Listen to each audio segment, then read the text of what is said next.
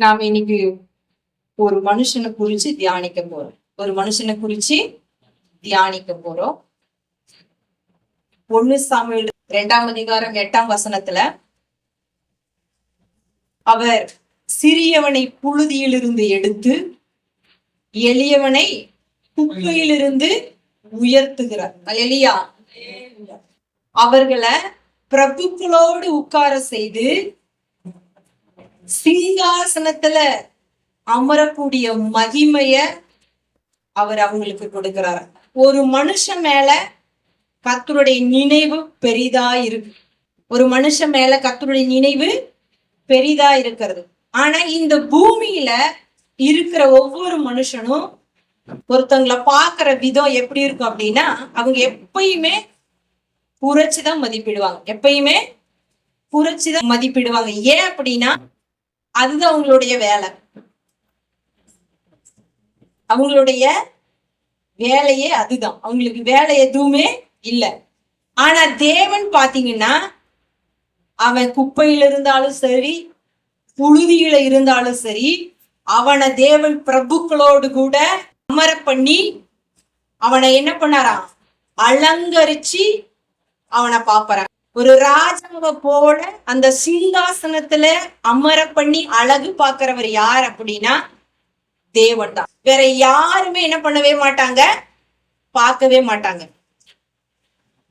அப்படிப்பட்ட ஒரு மனுஷனை தேடி ஏசு கிறிஸ்து வர்றாரு. அப்படிப்பட்ட மனுஷனை தேடி ஏசு கிறிஸ்து வர்றாரு. மத்தேயு புஸ்தகம் 9ஆம் அதிகாரம் 9வது வசனத்தை நம்ம வாசிக்கலாம். ஒருத்தர் எடுத்து வாசிங்க. 9.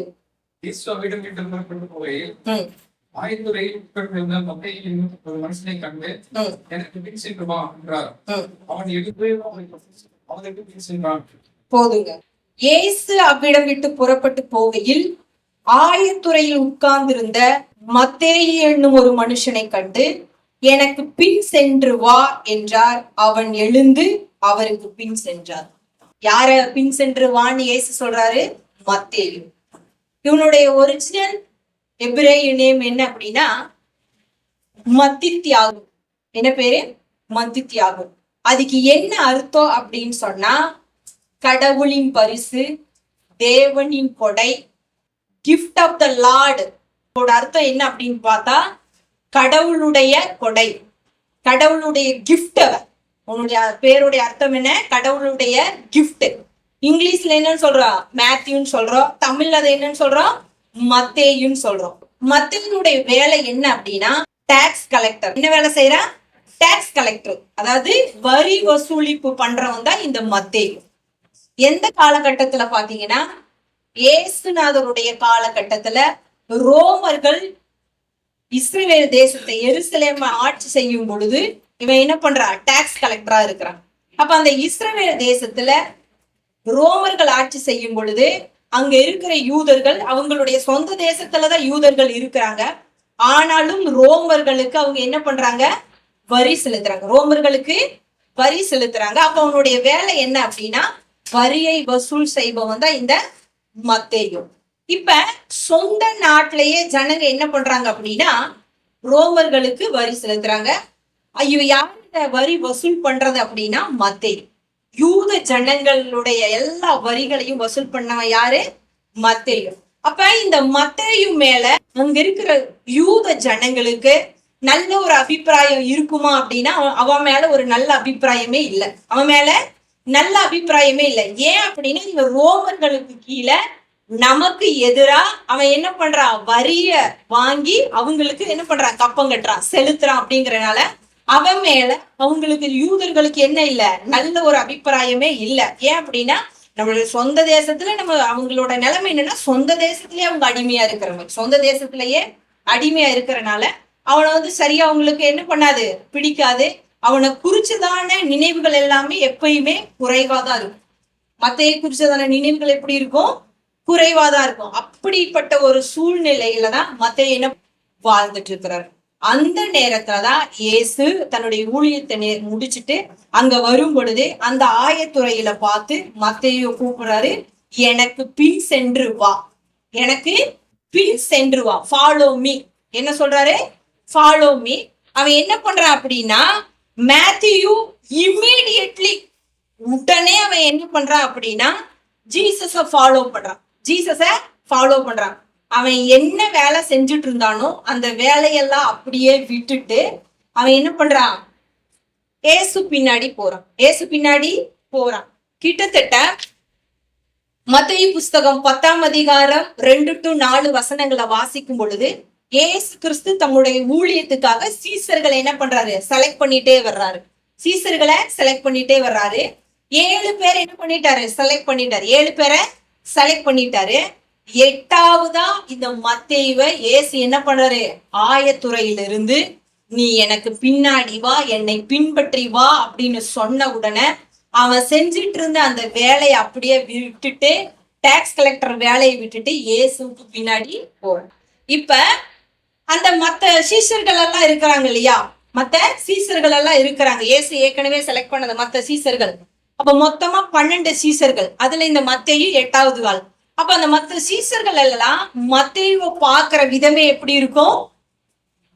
வித்தியாசமா இருக்கும். மத்தேயு பாக்குற விதமே வித்தியாசமா இருக்கும்.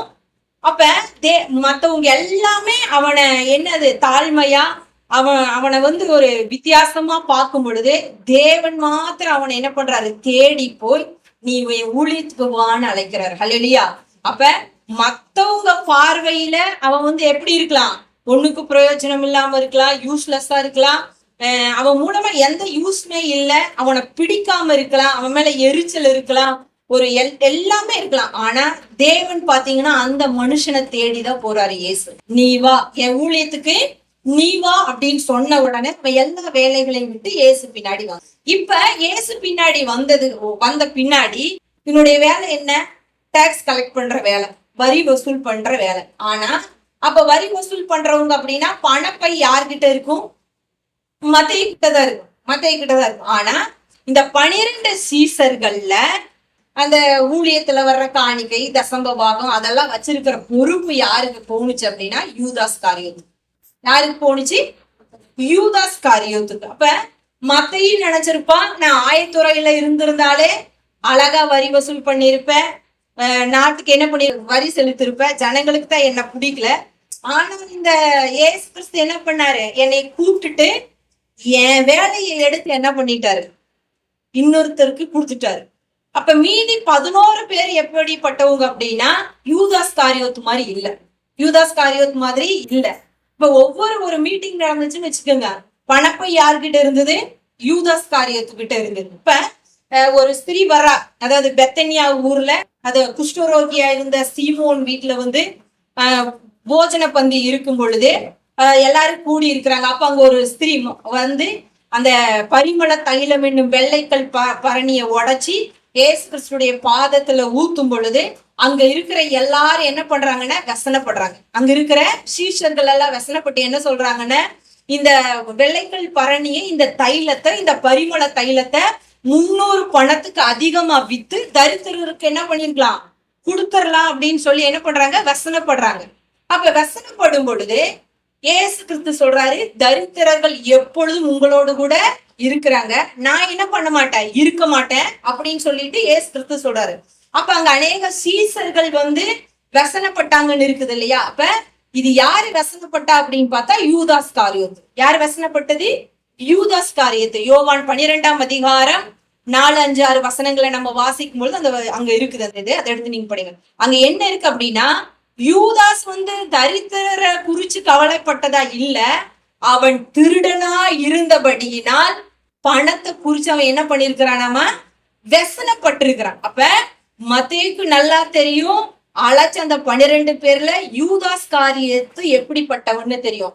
இந்த திருடனா இருக்கிற யூதாஸ் காரியோத்துக்கு என்ன பண்ணிட்டாரு? ஏசு கொடுத்துட்டாரு அப்படின்னு வசனப்பட்டிருப்பானா? பட்டிருக்க மாட்டானா? கண்டிப்பா என்ன பண்ணிருப்பான்? வசனப்பட்டிருப்பான். இப்ப அங்க இருக்கிற எல்லா சீசர்களும் என்ன நினைச்சிருப்பாங்க? என்ன மத்தேயும் இதுக்கு முன்னாடி நீ என்ன பண்ணிட்டு இருந்த? நல்ல வரி வசூல் பண்ணிட்டு இருந்த. அப்ப ஏசுநாதர் உன்னை என்ன பண்ணிட்டாரு? கண்டுபிடிச்சிட்டாராட்டு இருக்குது. நீ திருடனா கூட இருக்கலாம். ஏன் அப்படின்னா நீ செஞ்சுட்டு இருந்த வேலையை வாங்கி யாருக்கு கொடுத்துட்டாரு?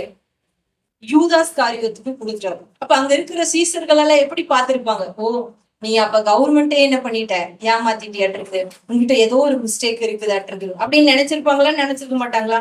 அப்படிதான் என்ன பண்ணாங்களாமா, மத்தேயுவ நினைச்சிட்டு இருந்தாங்களாம். ஆனா தேவன் அவன் மேல வச்ச திட்டங்கள் பெருசு. மத்தேயோட வேலை என்ன அப்படின்னா, நல்லா என்ன பண்ணுவாரு, கணக்கு வழக்குகளை எழுதுவாரு.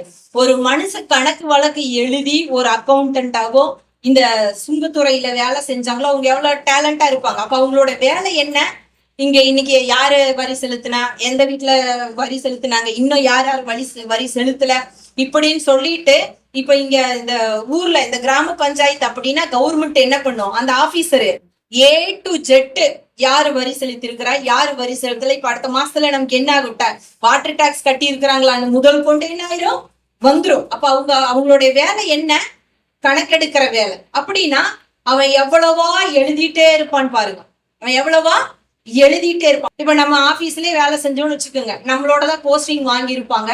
ஆனா மேனேஜர் கூப்பிட்டு என்ன பண்ணிருப்பாரு, நம்மளை விட அவங்களுக்கு என்ன பண்ணிருப்பாரு, ப்ரொமோஷன் கொடுத்துட்டாருன்னு வச்சுக்கோங்க. நம்ம எவ்வளவு வசனப்படுவோம், என்னடா நம்மளோட கூட தான் வேலைக்கு சேர்ந்தா, நாம தான் இவனுக்கு தெரியாததெல்லாம் கத்து கொடுத்தோம், இப்ப என்னன்னா மேனேஜர் என்ன பண்ணிட்டாரு, நம்மளை விட்டுட்டு இவனுக்கு ப்ரமோஷன் கொடுத்து இவனை உயர்த்தி இருக்கிறாரே அப்படின்னு சொல்லிட்டு மனுஷனா நாமள என்ன பண்ணிருப்போம், வெசனப்படுவோம், கவலைப்படுவோம், அதை குறிச்சு என்ன பண்ணுவோம், 24 மணி நேரம் சிந்திச்சுட்டு இருப்போம். அதே போல இந்த மத்தேயு என்ன நினைக்கிறார் அப்படின்னா, அவனுடைய நினைப்பெல்லாம் நான் ஒரு இதுல இருந்தேன், கர்த்தர் பாத்தீங்கன்னா இந்த வேலையை எனக்கு கொடுக்கலையே, இந்த வேலையை எனக்கு கொடுக்கலையே அப்படின்னு சொல்லிட்டு மத்தேயு ரொம்ப வசனப்பட்டுட்டு தான். ஆனா தேவன் அவன் மேல வச்சிருக்கிற திட்டம் வேற. பாத்தீங்கன்னா இந்த மத்தேயு புஸ்தகம் கிட்டத்தட்ட பல புதிய ஏற்பாட்டுல முதல்ல 4 சுவிசேஷம் இருக்கு. இந்த 4 சுவிசேஷத்துல முதல்ல எழுதப்பட்ட சுவிசேஷம் மார்க் சுவிசேஷம். அப்ப மார்க் சுவிசேஷம் தான் எழுதப்பட்டுச்சு. ஆனா புதிய ஏற்பாட்டுல முதல் தொடக்கத்துல எந்த புஸ்தகத்தை வச்சிருக்கிறாங்க அப்படின்னு பார்த்தா மத்தேயு புஸ்தகத்தை வச்சிருக்கிறாங்க. ஏன் இந்த மத்தேயு புஸ்தகத்தை வச்சிருக்கிறாங்கன்னு பாத்தீங்கன்னா, கிட்டத்தட்ட பழைய ஏற்பாட்டுல உள்ள 60 வசனங்களை மத்தேயு என்ன பண்றாரு அப்படின்னா மேற்கோள் காட்டி சொல்றாரு. அதனால முதலாவது மார்க் சுவிசேஷத்தை விட இந்த மத்தேயு சுவிசேஷத்தை அவங்க என்ன பண்ணிருக்கிறாங்க, முதலாவது வச்சிருக்கிறாங்க. அப்ப மத்தேயு என்ன நினைச்சாரு, நமக்கு எந்த வேலையும் கொடுக்கல, நம்மள சும்மா ஏசு கிறிஸ்து கூட்டிட்டு வந்துட்டாருன்னு நினைச்சாரு. ஆனா புதிய ஏற்பாட்டுல அந்த முதல் சுவிசேஷ எழுதும்படியா தேவன் மத்தேயுக்கு என்ன பண்ணிருக்கிறாரு, அந்த இடத்த காலியாவே வச்சிருந்திருக்கிறாரு. நீ கணக்கு போடுற வேலை இல்ல மத்தேயு, உனக்கு நான் ஒரு பெரிய வேலை வச்சிருக்கிறேன். என்ன வேலை, என்ன குறிச்சு, தேவனை குறிச்சு, நான் என்ன பண்ண, நான் எப்படிப்பட்டவன் அப்படிங்கறது எல்லாவற்றையும் நீ எழுதும்படியாக நான் உன்னை தெரிஞ்சிருக்கிறேன் அப்படின்னு சொல்றாரு. அல்லேலூயா. அப்ப மத்தேயு ஆயத்துறன்ல இயேசு கிறிஸ்து கூப்பிடும் பொழுது அவர் எல்லாத்தையும் விட்டுட்டு வந்தாரு. ஆனா அவர் எழுதிட்டு இருந்த பேனாவை மட்டும் எடுத்துட்டு வந்துட்டாரு. அல்லேலூயா. அவர் எழுதிட்டு வந்த பேனாவை மட்டும் எடுத்துட்டு வந்துட்டாரு. அந்த நாட்கள்ல பாருங்க, இந்த நாட்கள்ல எக்ஸாமுக்கு பிள்ளைங்க காலையில போகும்போதுதான் இங்க் ஃபில் பண்ணுவாங்க. அந்த இங்க் ஃபில் பண்றதுக்குள்ள ஹீரோ பெண்ணுக்கெல்லாம் அமுத்தி அவங்களால என்ன பண்ண முடியாது, ஒரு சிலர் நாள் அதை எப்படி அமுத்தி ஃபில் பண்றதுன்னே தெரியாது. அப்ப அந்த காலத்துல அந்த மைய எங்கெங்கெல்லாம் ஏசுநாதர் போனாரோ அங்க எல்லாம் மத்தேயு எடுத்துட்டு போயிருப்பாரு. அல்லேலூயா. எதை இன்னைக்கு நம்ம செல்போன் எடுத்துட்டு போறோமா இல்லையா, முதல்ல எதை எடுத்துட்டு போறோம், செல்போன். அதே போல அவர் எங்கெங்கெல்லாம் போவாரோ அங்கெங்கெல்லாம் அவருடைய பெண்ணை மையிருக்குதா, எழுத முடியுமா, இது போதுமா அப்படின்னு சொல்லிட்டு அப்பெல்லாம் என்னது, அந்த இறங்களை தொட்டு எழுதுவாங்க, அப்படித்தானே எழுதுவாங்க. அந்த மாதிரி எங்க போனாலும் அவர் என்ன பண்ணிருக்கிறாரு, அந்த பேனாவை எடுத்துட்டு போயிட்டாரு. அப்ப அவர் மத்தேயு என்ன நினைச்சா, சந்தா காணிக்க இந்த தசம பாகத்தை எல்லாம் கணக்கு பண்றதுக்கு கணக்கு பிள்ளை வேலைக்கு தான் என்னைய ஏசு கூப்பிடுறான்னு நினைச்சா. ஆனா ஏசு கிறிஸ்துவுடைய பிறப்பு முதல் இறப்பு வரை அவர் எப்படி வருவாரு, அவர் என்ன செய்வாரு, தேவனுடைய ராஜ்யம் எப்படிப்பட்டது, பரலோக ராஜ்யம்னா என்ன அப்படின்னு A to Z ஏசு கிறிஸ்துவுடைய எல்லாவற்றையும் ஒண்ணு பிசகாம எழுதி வச்சாரா மத்தேயு. இதெல்லாம் எப்படி முடிஞ்சது அப்படின்னா, அவருடைய வேலை என்ன, எழுதிட்டே இருக்கிறது, கணக்கு போட்டுட்டே இருக்கிறது. அப்ப ஒரு மனுஷனை மத்தவங்க பாக்குற விதம் வேற, அவனே தன்னை பார்க்கிற விதம் வேற. தேவன் என்ன பண்ணாரு? அவன் மேல வச்ச திட்டம் பெருசு. அதான் சிறியவனை என்ன பண்றாராமா?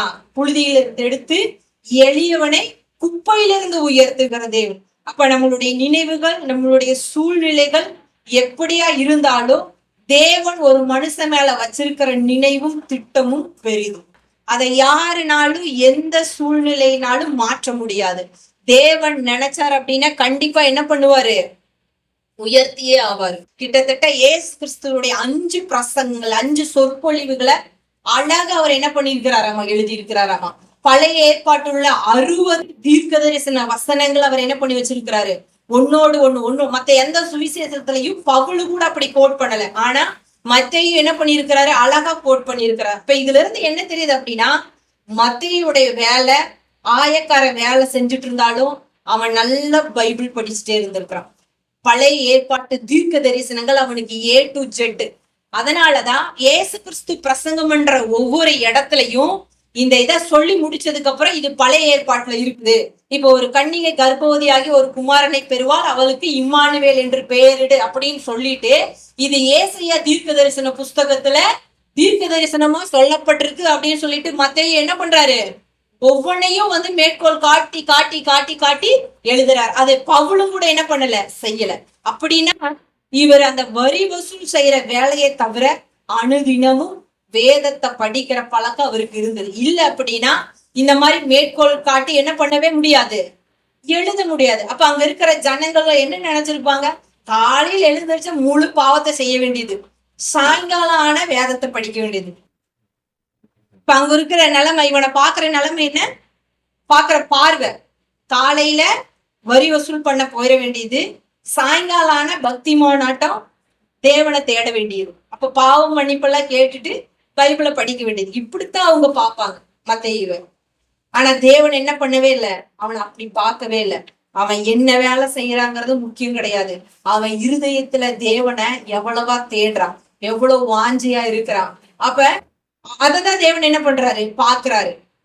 பழைய ஏற்பாட்டுல அதாவது மத்தேயு 1:1 சொல்லுது, ஆபிரகாமின் குமாரனாகிய தாவீதின் குமாரனாகிய இயேசு கிறிஸ்துடைய வம்ச வரலாறுன்னு ஸ்டார்ட் ஆகுது. அப்ப ஆபிரகாம் யாரு? ராஜா. தாவீது யாரு? ராஜா. அப்ப மத்தேயு புஸ்தகம் முழுவதும் இயேசு கிறிஸ்துவ ராஜாவாய் காட்டுகிறது இல்லையா? இயேசு கிறிஸ்துவ ராஜாவா காட்டுது. அப்ப தேவன் மேல அவருடைய பார்வையை பாருங்க எப்படி இருக்கு அப்படின்னு சொல்லிட்டு. அப்ப அந்த அளவு ஞானமும் தேவன் மேல தீராத பக்தியும் கொண்ட வந்த மத்தேயு. ஆனா மனுஷ பார்வைக்கு அவன் எப்படிப்பட்டவனா இருக்கிறான்?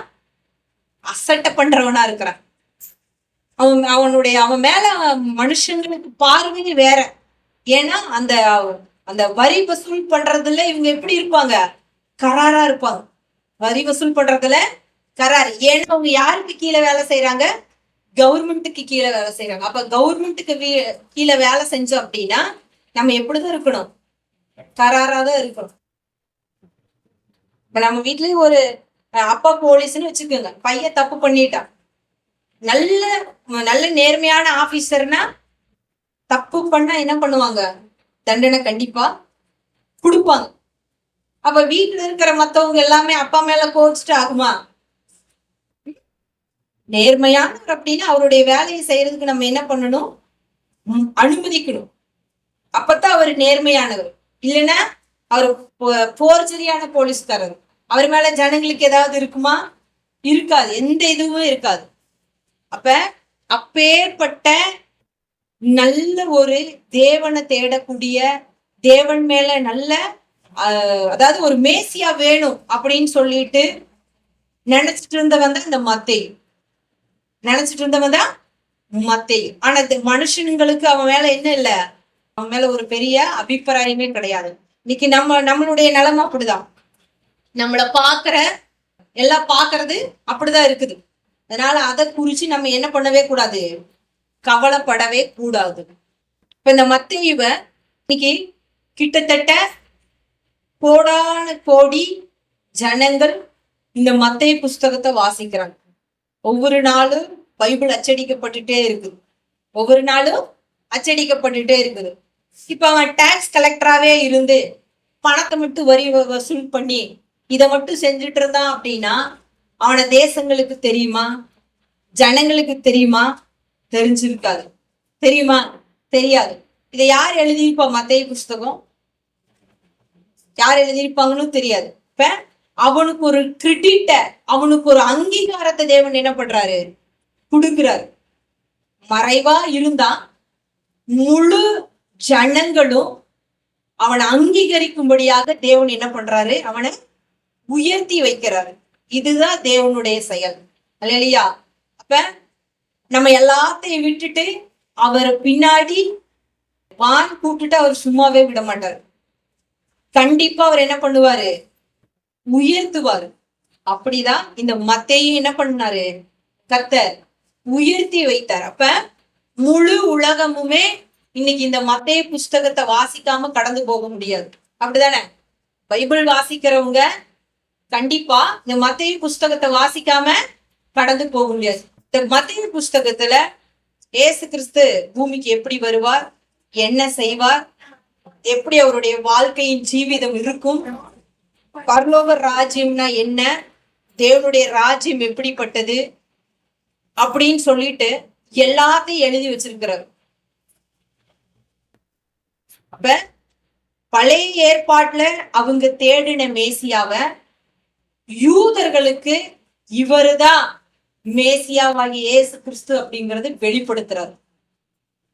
அவங்க அது வரைக்கும் யூதர்கள் பாத்தீங்கன்னா மத சடங்குகளை பின்பற்றி இருந்தாங்க. பரிசேயர்களோ சதுசேயர்களோ அந்த மத சடங்குகளை எல்லாம் உடைச்சு கிறிஸ்துவ அடையாளப்படுத்துகிற புஸ்தகம் எது அப்படின்னா மத்தேயு புஸ்தகம். அல்லேலூயா. மத சடங்குகளை எல்லாம் உடைச்சு, சம்பிரதாயங்களை உடைச்சு கிறிஸ்துவ யூத மார்க்கத்திலிருந்து கிறிஸ்துவை ஏற்றுக்கொள்றதுக்கு இந்த மத்தேயு புஸ்தகம் பெரிய ஒரு உறுதுணையா இருக்கு. அதுக்காக தான் தேவன் என்ன பண்ணாரு? ஆயத்துறையில் இருந்த மத்தேயுவை அழைச்சிட்டு வந்துரு. அவன் என்ன பண்ணா அப்படின்னா அந்த ஊழிய நாட்கள்ல சரி பணப்பை யார்கிட்ட இருக்கு? யூதாஸ் காரியத்துக்கிட்ட இருக்குது. இந்த மத்தேயுக்கு பணத்தை பார்த்தாலே தெரிஞ்சிடும், இதுல எவ்வளவு பணம் இருக்குது, இன்னைக்கு எவ்வளவு சேர்ந்து இருக்குது, இவன் என்னென்ன பண்றான். அவன் ஏமாத்திருப்பான். யூதாஸ் காரியத்தை என்ன பண்ணிருப்பான்? அவனுடைய தேவைகளுக்காக பணத்தை என்ன பண்ணிருப்பான்? எடுத்திருப்பான். இதெல்லாம் பார்த்து ரசனைப்பட்டுட்டே இருப்பான். இப்படி போய் யூதாஸ் கிட்ட போய் ஏசுநாதர் கொடுத்துட்டாரேன்னு கவலைப்பட்டுட்டே இருப்பான். நம்மளுடைய இது அவ்வளவுதான் நாட்டு இருக்குது அப்படின்னே நினைச்சிட்டு இருப்பான். இப்படித்தான் என்ன பண்றாங்க? ஒவ்வொருத்தரை குறிச்சு ஒவ்வொருத்தர் என்ன பண்றாங்கன்னு நினைக்கிறாங்க. ஆயத்தப்படுத்துறாரு. ஏன் ஆயத்தப்படுத்துறாரு? அந்த வேலையை நீ செய்யாத, காசு பணத்தை எல்லாம் நீ எண்ணாத, உனக்கு நான் வேற வேலை வச்சிருக்கிறேன். அவன் மேல தேவன் வச்ச திட்டமே வேற. அப்ப நம்ம அடைக்கப்பட்டு நம்ம தேவ சமூகத்துல இருக்கும் பொழுது அது உருவாகிற நேரம். அப்படித்தான் மத்தேயுவ தேவன் ஆயத்துறையில இருந்து கூப்பிட்டு அவனை உருவாக்குறாரு ஒரு இடத்துல வச்சு. எதுக்கு? நீ இதை மட்டும் பண்ண அப்படின்னா உன்னை உலகம் தெரியாது, உன்னை மறந்துடுவாங்க. யூதாச மறந்துட்டாங்க பாத்தியா?